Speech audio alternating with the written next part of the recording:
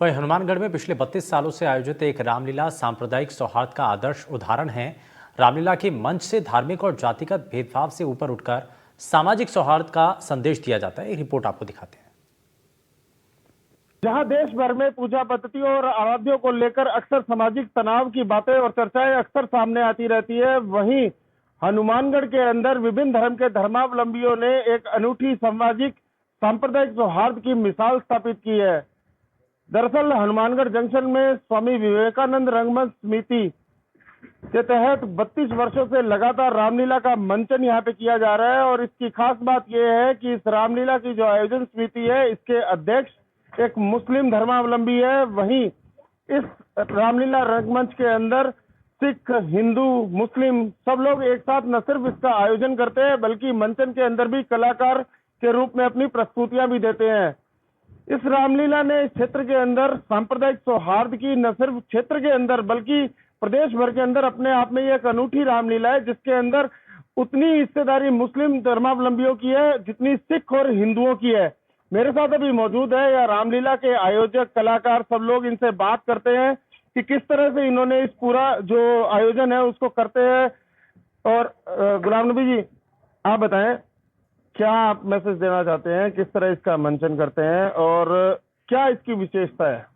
आज आप खुद देख रहे हैं कि जिस तरह से पूरे देश भर के अंदर सांप्रदायिक तनाव देखने को मिल रहा है और हमारा जो यहाँ का वातावरण है इतना सौहार्दपूर्ण है कि इसे देख लगता ही नहीं यहाँ कौन जाति बिरादरी के लोग हैं, हिंदू, मुस्लिम, सिख, ईसाई। हम बचपन से ये करते आए हैं। हमारे मन में कभी ऐसा आया नहीं कि हम इस धर्म के हैं, उस धर्म के। हम कलाकारी करते हैं और कलाकार की कोई जात नहीं होती है।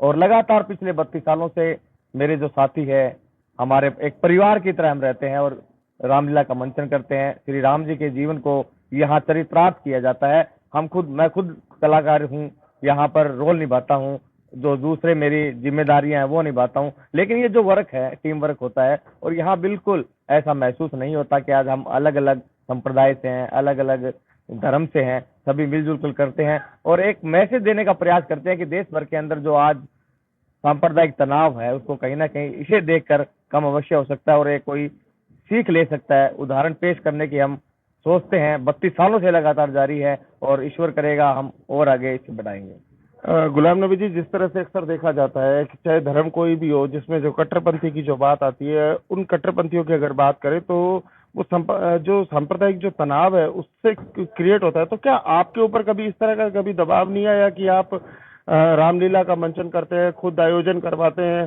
कि कभी इस तरह का कुछ महसूस किया हो आपने? मनीष जी, अभी तक मैं पिछले 32 सालों से बचपन से लगे हुए हैं, अभी तक तो ऐसा हुआ नहीं, क्योंकि हमारा जो ये इलाका है यहाँ कभी ऐसा महसूस भी नहीं हुआ, क्योंकि सभी समुदाय के लोग यहाँ रहते हैं, लगातार मिल के प्रयास करते हैं। एक रामलीला एक हमारा पर्व है, ये पिछले इतने सालों से लगातार कर रहे हैं, इसमें कुछ नया करने की सोचते हैं। दबाव की जैसे बात कही आपने, अलग अलग लोगों की अलग अलग सोच है, कौन क्या सोचता है। मुझे मेरा काम करना है, मैंने मेरी कलाकारी करनी है। कलाकार की कोई जात नहीं है, कोई धर्म नहीं है, तो हम सब मिलकर ये करते हैं। और आप जिस तरह से बता रहे हैं कि देश भर के अंदर इस तरह की बातें सामने आती, कट्टरता कहीं भी आए नुकसानदेह है। अगर किसी भी धर्म के अंदर कट्टरवादी आएगी तो नुकसानदेह है। और हम सोचते हैं कि इंसान को सबसे बड़ी धर्म जो उनका इंसानियत है, न कि कट्टरवाद होना चाहिए। और अगर हम इससे सीख लेंगे, दूसरों को सीख देंगे, तो निश्चित तौर पर एक प्यारा देश बनेगा, मोहब्बत भरा देश बनेगा। गुलाम नबी जी, कोई हनुमान चालीसा की कोई 2 लाइन सुनाना चाहें तो? कुछ श्लोक है। श्री रामचंद्र कृपालु भज मन हरण भव भय दारुणम नव कंज लोचन कंज मुख कर कंज पद कंजारुणम। निश्चित तौर पर मुस्लिम धर्मावलंबी होने के बावजूद भी ये जिस तरह से, जिस लगन से रामलीला का मंचन करते हैं, जिस फ्लुएंसी के अंदर ये उर्दू के जो अपनी आयतें बोलते हैं, उसी फ्लुएंसी के अंदर ये जो राम स्तुति है वो भी गाते हैं, हनुमान चालीसा भी गाते हैं। कुछ और भी मौजूद है, इनसे बात करते हैं। आप बताइए, क्या नाम है आपका? मेरा नाम संदीप सिंह है। संदीप सिंह, किस मजहब से बिलोंग करते हो? किस हिंदू हैं, क्या है? हम सिख हैं। सिख हैं आप। तो आप किस तरह से मंचन करते हैं और क्या आप भूमिका क्या निभाते हैं यहाँ? मैंने परशुराम का रोल अदा किया था और बाली का भी करूंगा और भी बहुत सारे रोल है जो करूंगा।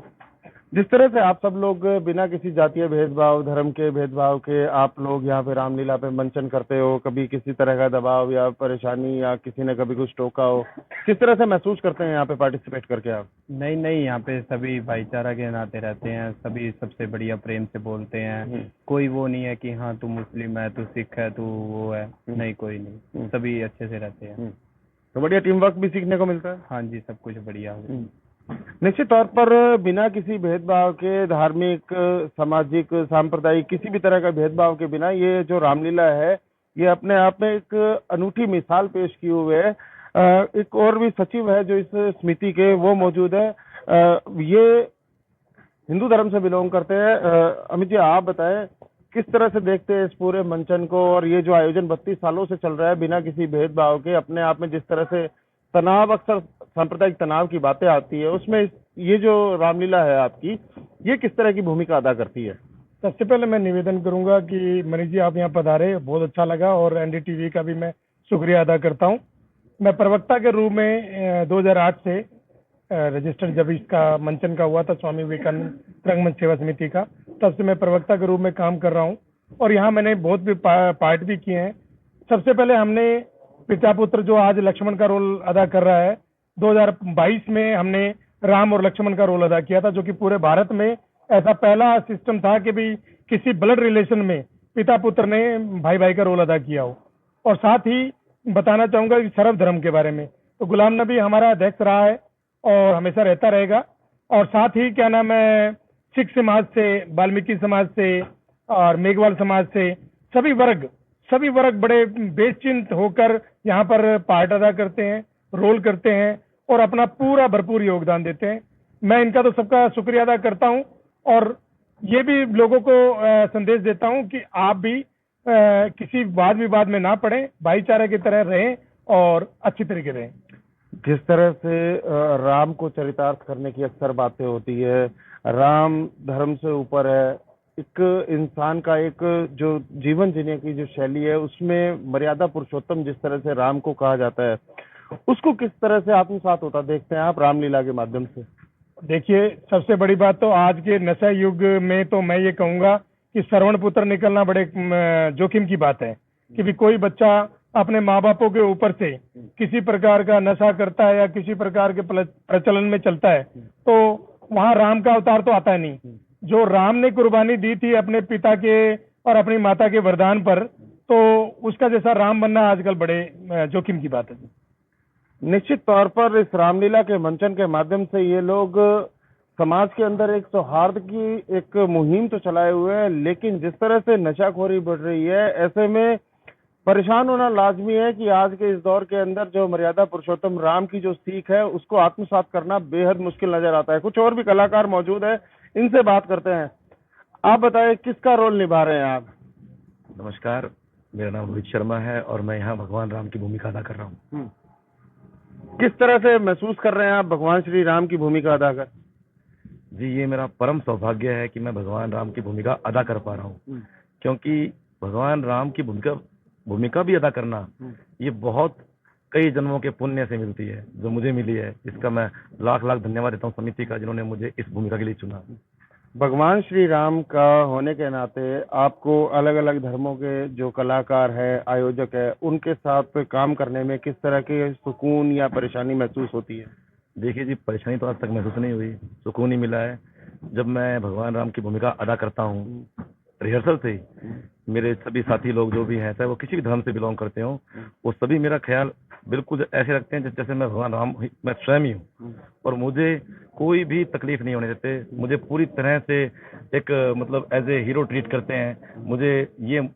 मुझे ऐसा महसूस होता है कि क्या मैं इस सम्मान के लायक हूँ, लेकिन ये लोग मुझे बहुत सम्मान देते हैं जैसे भगवान राम को सम्मान देते हैं। तो अभी तक परेशानी कोई नहीं हुई, मुझे बड़ी खुशी रही है कि मैं अपनी संस्था के संग जुड़ा हुआ हूँ और ये भूमिका कर रहा हूँ।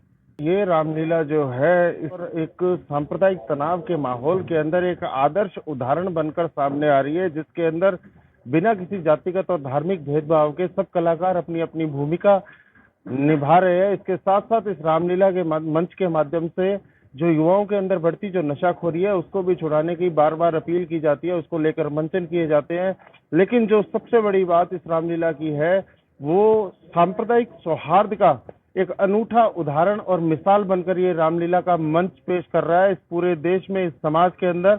और लोगों को जो राजनीति के नाम पर, जो धार्मिक भेदभाव के नाम पर जो तनाव पैदा करने का जो प्रयास लगातार किया जा रहा है राजनीति के माध्यम से, उसको मिटाने के लिए पुरजोर प्रयासरत है। एनडीटीवी के लिए मनीष शर्मा, हनुमानगढ़।